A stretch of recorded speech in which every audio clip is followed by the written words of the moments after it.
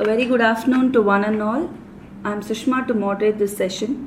Thanks for taking your valuable time to make this webinar a knowledge sharing initiative useful. Today's webinar, CLRA Compliance, Your Responsibilities as an Employer. This is yet another interesting webinar from ADP, an initiative from ADP to help the HR leaders and key decision makers of organizations manage sensitive aspects of the HR process as per the business trends today. We aim at providing the maximum inputs to the audience with the latest market insights. Our presenter for the day is Mr. Manoharan. Mr. Manoharan, National Head Statutory Compliance at ADP India, brings 20 plus years of expertise in the world of compliance. He implements, administers, and enforces all policies, procedures, and activities required for an organization to operate in accordance to the laws that govern the industry. He has been instrumental in handling enterprises, no matter of its size and requirements, pan-India. At ADP India, he handles 300 plus clients across in various regions of the country, providing end-to-end statutory compliance solutions by supporting and guiding business units and HR leaders. Before starting this session, we would like to once again thank each one of you to have taken valuable time for joining us. We would like to keep you informed that all of you would be put on the listen-only mode. We encourage our viewers to put forth questions that are related to today's topic and agenda. We will be pleased to answer those in the end of the session. Over to Mr. Manoharan.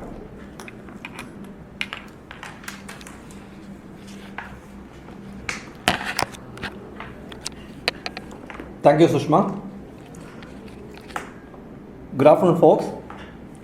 This is Manoharan, connecting once again with the HR fraternity. Welcome you all for yet another interesting session on a compliance front. Today, we will be covering Contract Labour Regulation and Abolition Act, which is vital and unavoidable legislation by any and every organization. We'll get on to the slideshows from here. For today's coverage, we will take good look on the preamble, applicability of contract labor management, some important definitions, the registration process, licensing process, how contract labor prohibition has to be taken care, when all the occasions the contract between the principal employer and the contractor becomes sham, applicability of other labor law legislations along with the CLRA, some checkpoints, particular registers and records that are required to be maintained under this act. As a preamble, this is an act to regulate the employment of contract labor at all the location of work, be it an establishment, a factory, a mine, or any other area.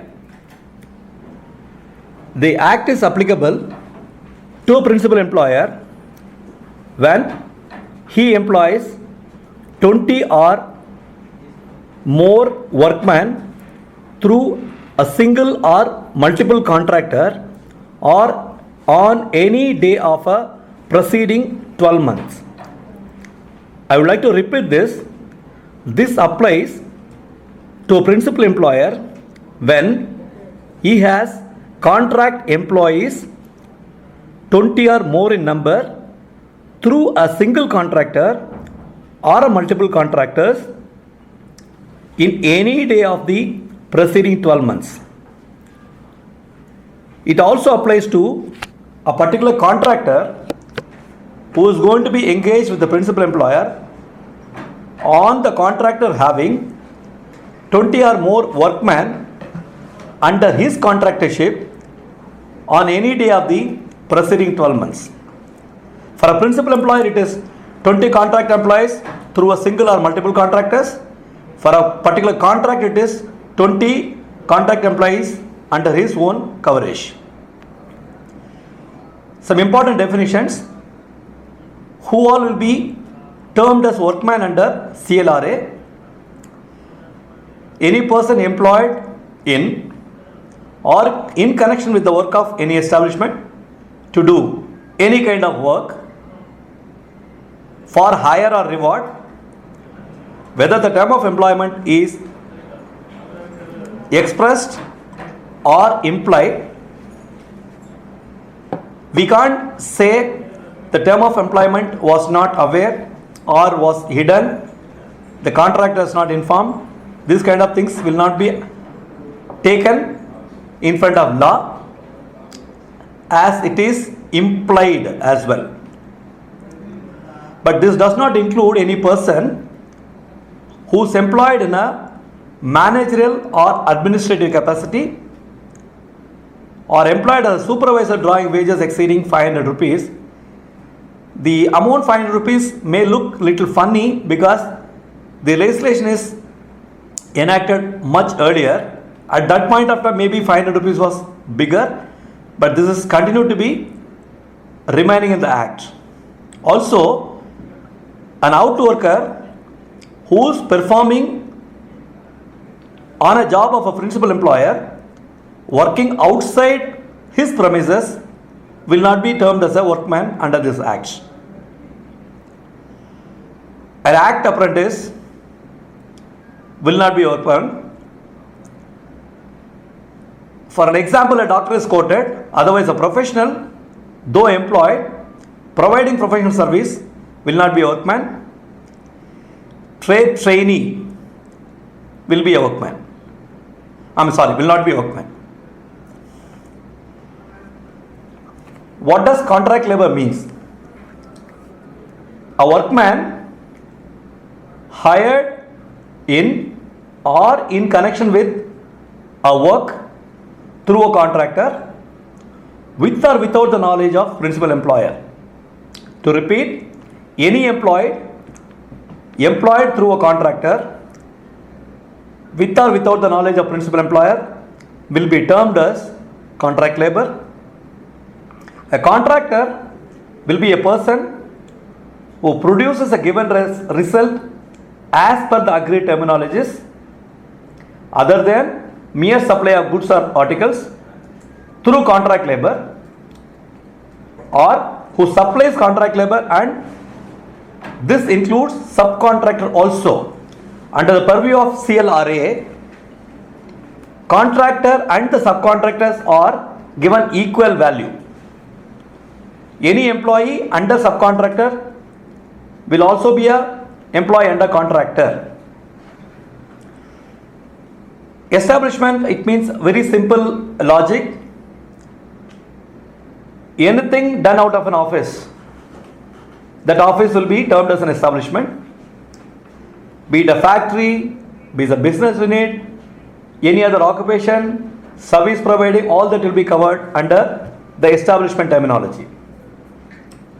Core activity, this is a very, very important terminology within CLRA. Any activity for which the establishment is set up by itself, and that includes any activity which is essential or necessary to the core activity. It means the registration is registered under some activity requirement that will become the core activity. Any other activity for that particular activity which is linked to the activity also will be a core activity under CLRA. I would like to take you through the registration process. For a principal employer registering under CLRA on having 20 or more contract employees through single or multiple contractors shall be submitting an application through Form 1 in triplicate copy along with demand draft towards relevant fee. The application mandatorily will be requiring name and address of the contractor.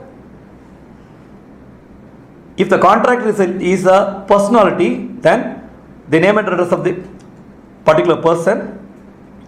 Copy of agreement between principal employer and the contractor.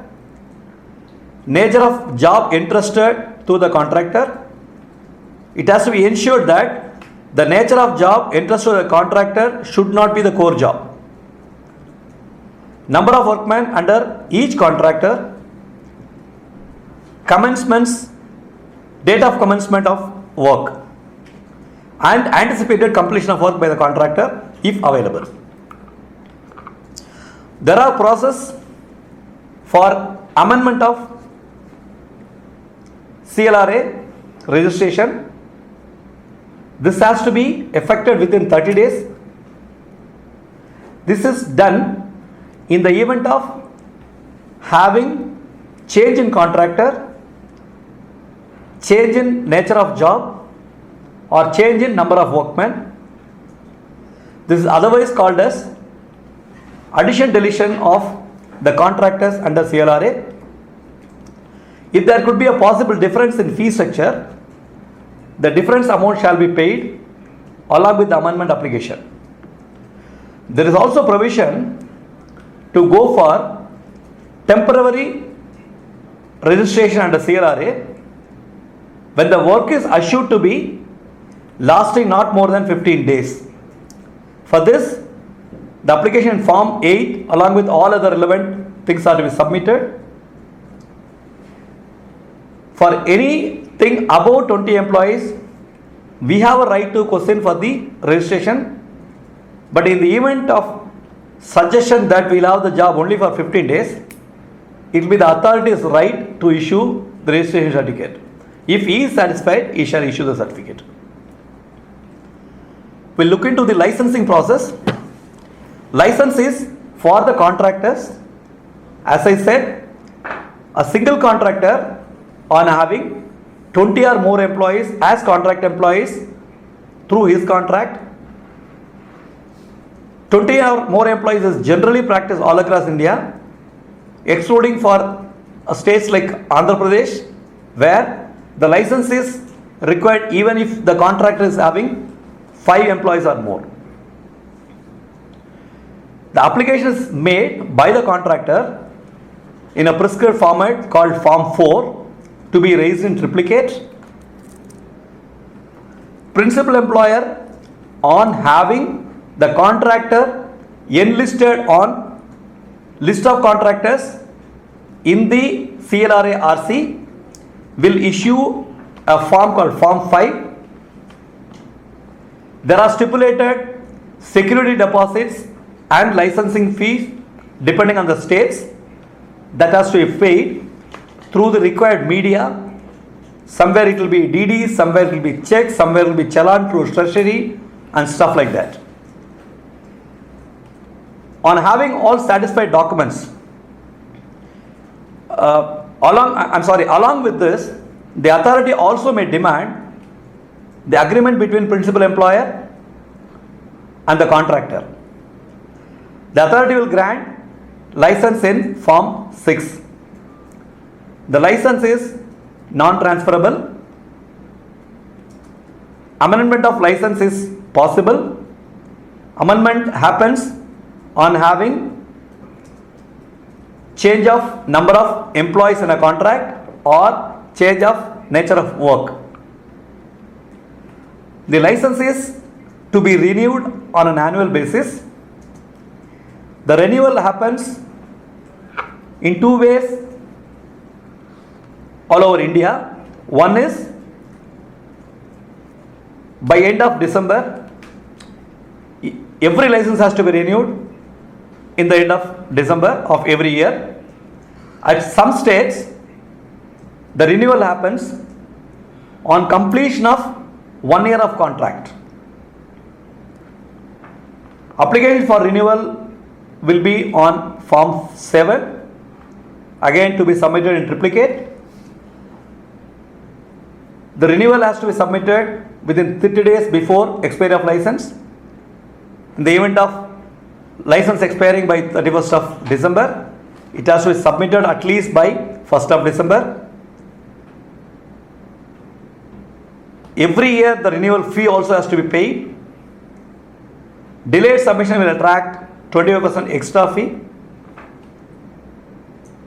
On having the contract expiry, or on having the process completion by the contractor, by surrendering the license, the contractor will be eligible to get the security deposit refunded to him. Prohibitions. The appropriate government has power to prohibit. If the contractorship is undertaken in an establishment where central government governance is there, then central government can abolish and prohibit that license or contractorship. If it is under the purview of state, state will prohibit. Prohibition will happen when the authority is not satisfied for the kind of job the contractor is taking. Prohibition happens also when the work is incidental to or necessary. This means without that particular process, the core employment or core establishment or core factory cannot run. In that condition, the contractorship can be prohibited.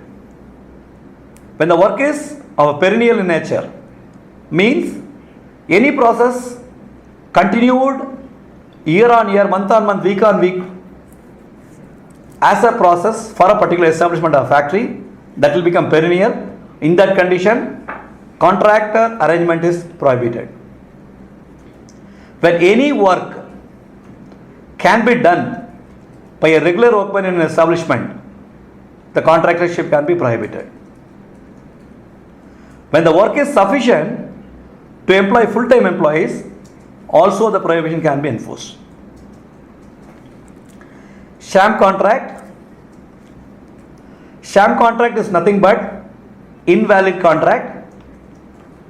Invalid contract is that when the contract does not disclose clearly the name and address of the contractor, when it does not disclose the exact nature of job, when it narrates nature of job other than the actually performed job, deviation of job, when it is against the judicial pronouncements, when it is a tool to deprive the right of livelihood, when it is a tool for victimization of unfair labor practice. In these scenarios, if a principal employer and a contractor enter in a contract, it will become sham contract in the eyes of law, and the contract employees on eligibilities can be termed as permanent employees of the principal employer.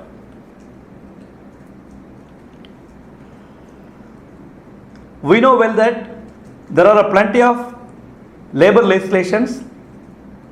When we talk about CLRA, Contract Labor Regulation and Abolition Act, we also need to know what all other legislations will be applicable for the contract labor arrangement.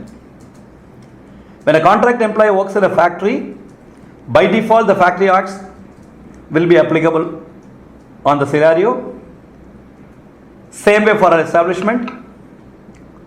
PF will be applicable, ESI will be applicable, Labor Welfare Fund will be applicable, employee compensation will be applicable, minimum wages will be applicable, payment of wages will be applicable, Interstate Migrant Act procedures will be applicable, maternity benefits will be applicable, equal remuneration will be applicable, and also the festival and national and festival holidays. I am sorry to say that there is a small spelling mistake there. Please read N and FH. National and festival holidays will be applicable. This is to say that we should not deviate thinking that they are the contract employees and these are not applicable for them. These are very much applicable. Being a principal employer, we should be very cautious to ensure that the contractors are following all this. Being a contractor, again we should be clear that we should facilitate our contract employees with all these provisions to avoid legal litigations. Bonus gratuity not applicable to a contract employee through a principal employer, but for that contract employee bonus and gratuity will be applicable by the contractor as he is the standalone establishment for that particular workman. Industrial dispute is not applicable for contract employees. Standing order, subsistence allowances, employment exchange and conferment of permanent statuses are not applicable. We need to adopt some checkpoints to have hygienic practice of contract labor compliances. We should ensure that the job given to the contract employees are not the prohibited ones. We should enable the contractor for obtaining license on he having more than 20 contract employees. We should insist and educate the contractor that he is responsible for payment of wages for his workman. In the event the contractor fails to make the payment to the contract employees, it becomes the ultimate responsibility of the principal employer to make the payments. Principal employer or his representative must witness the disbursement of wages to the contract employees. The representative of the principal employer has to countersign the wage register of contract employees. The wages for the contract employees need to be fixed with the time, date and a place of disbursement. When a contract employee leaves, principal employer has to ensure that the dues payable to the contract employees are done within 2 days of leaving his job. Principal employer should be very cautious that he or his representatives do not exercise direct supervision onto the principal employer.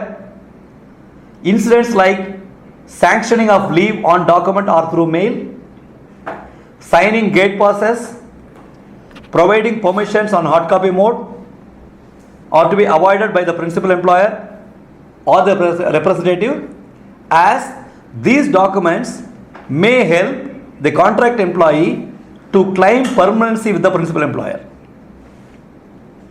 Also, the discipline of the contract employee should be regulated by the contractor.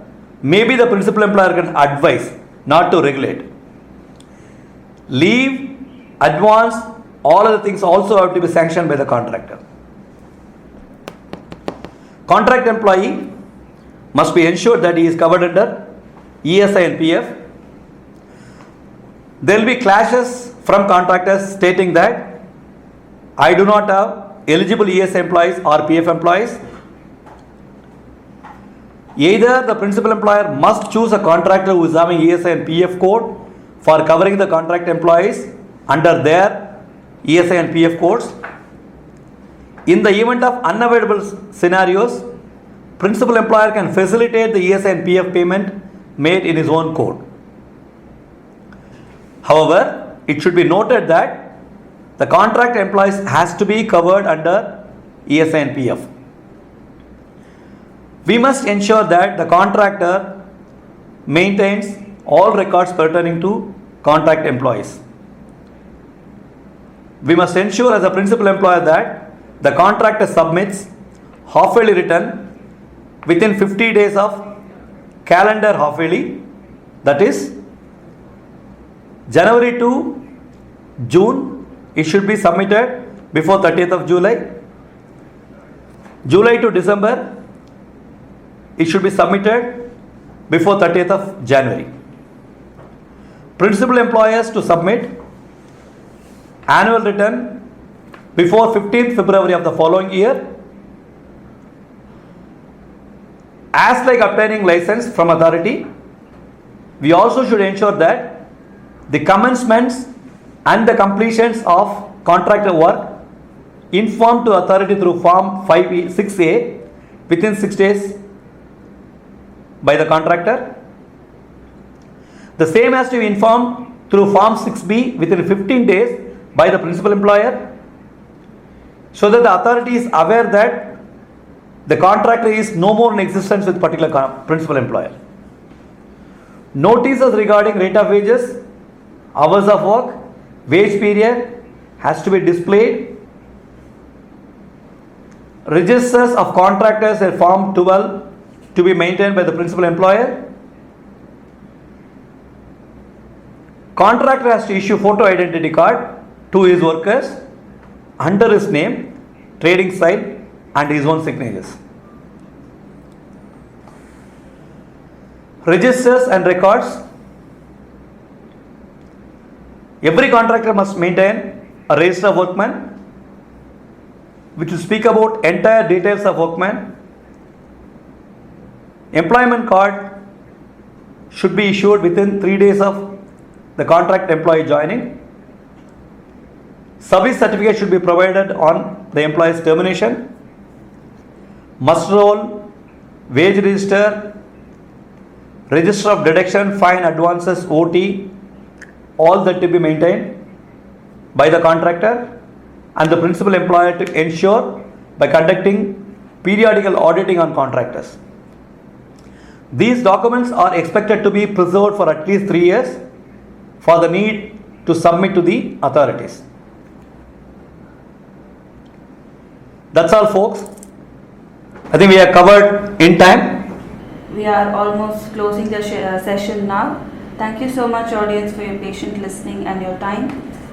We will post the video of the webinar in our website in the adp.in/webinars page. Here you have all the past webinars that happened with ADP, so you can have a view on these videos also. And we will be posting the details of the upcoming webinar soon in the website, so you can also get to know what is the upcoming webinar in June. There are very interesting webinars planned in June. So thank you so much, audience. Thanks once again. And we thank Mr. Manoharan for giving such a useful session. Thank you all.